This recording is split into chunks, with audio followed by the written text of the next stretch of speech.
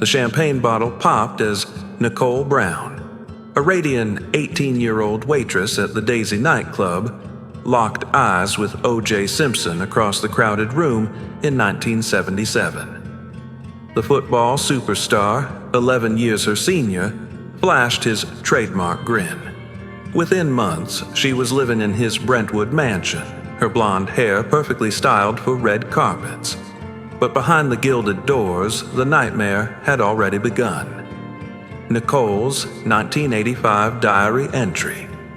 O.J. threw me against the walls.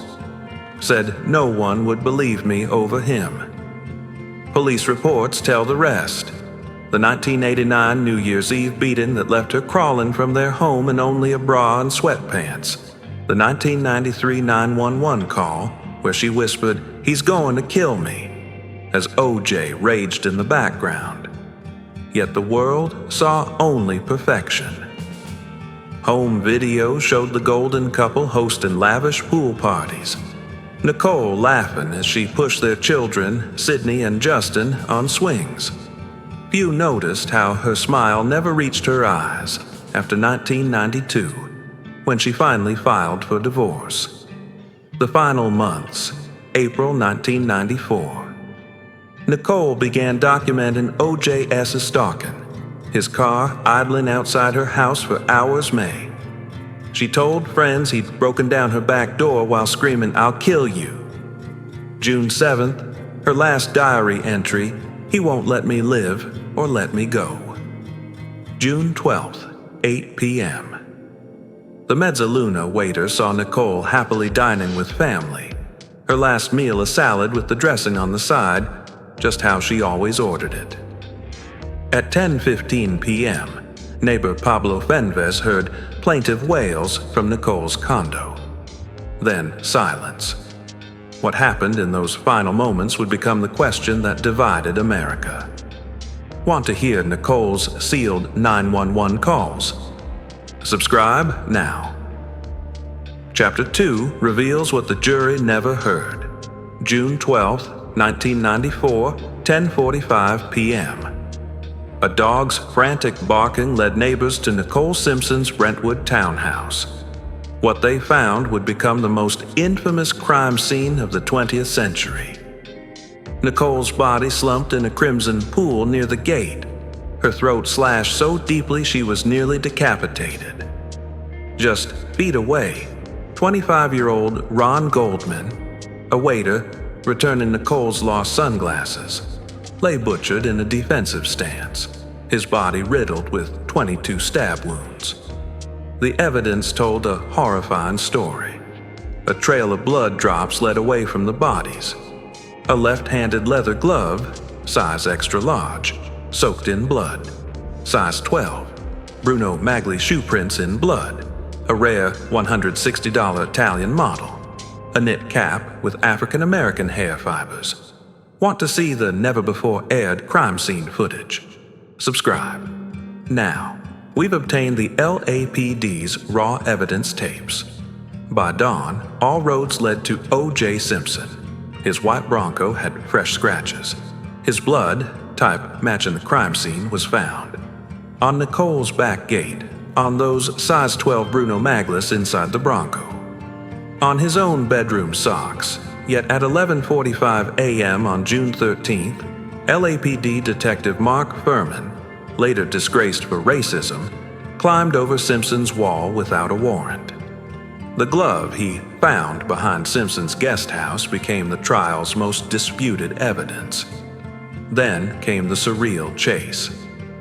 On June 17th, with police moving to arrest him, O.J. fled in the white Bronco with his friend Al Cowlings at the wheel. As helicopters broadcast live to 95 million viewers, O.J. held a gun to his head while listening to his mother's letters. The nation held its breath. Was this a confession, a setup, or the beginning of the greatest legal circus in history? The Los Angeles courtroom became a stage on January 24, 1995. Prosecutor Marsha Clark laid out the science. DNA tests showed a 1 in 170 million chance the blood at Nicole's condo wasn't OJ's. The defense team, led by Johnny Cochran, countered with a masterclass in distraction, turning the trial from murder to police racism. Key moments that shocked the world. The glove debacle. OJ. A strained attempt to squeeze onto his hands. If it doesn't fit, you must acquit.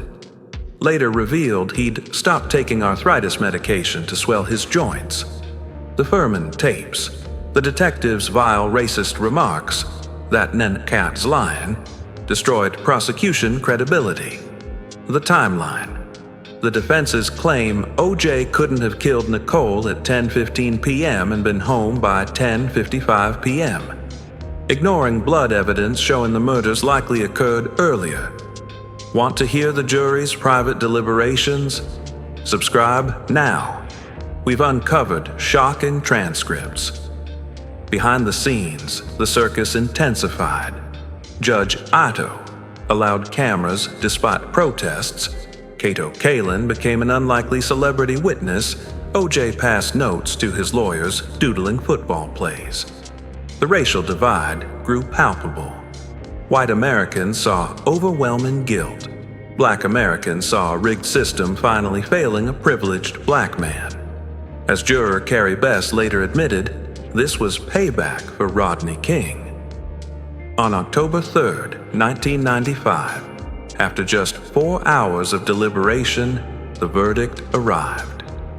As millions watched live, the words, "not guilty," sparked celebrations in black neighborhoods and stunned silence elsewhere. Nicole's family collapsed in tears while OJ mouthed, "Thank you," to the jury. But this wasn't over. The civil trial in 1997 found OJ liable for $33.5 million, proving you could lose where it really hurt: his wallet and reputation. The civil court's $33.5 million wrongful death verdict in 1997 should have brought closure.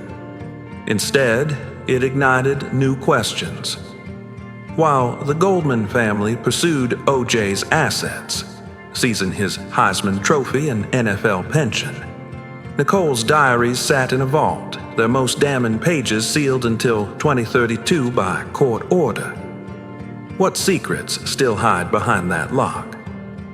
Former prosecutor Marsha Clark later confessed, "We had evidence of a second knife wound on Ron Goldman, a practice stab suggesting the killer wasn't experienced with blades." This matched OJ's baseball cap found near the scene, its sweat DNA revealing a second unknown male profile. Was this the mysterious Charlie OJ referenced in his hypothetical confession book? Want to see the sealed autopsy photos? Subscribe now. Forensic experts have reconstructed the crime with shocking new details. The tragedy's ripple effects transformed America. Nicole's law now requires mandatory arrest in domestic violence cases. The LAPD's crime lab overhauled its DNA protocols after contamination claims 78% of Black Americans and 34% of whites still disagree on the verdict today. OJ's later imprisonment for armed robbery in 2008 felt like karmic justice, until prison phone leaks revealed him laughing, "If Nicole hadn't left me, she'd still be alive." His 2017 parole hearing showed a broken man, until guards found his secret acquittal party plans, complete with a cake shaped like a glove. Now, forensic archivists are re-examining the bloody socks through modern DNA tests. Early results show animal blood mixed with human, possibly from the Broncos' floor mats. Was evidence moved? The answer may lie in the LAPD's newly discovered ghost file, a folder of 137 documents accidentally omitted from trial. As the 30th anniversary approaches, one question lingers. Did America witness a murder trial, or the birth of modern reality TV, where truth became secondary to drama?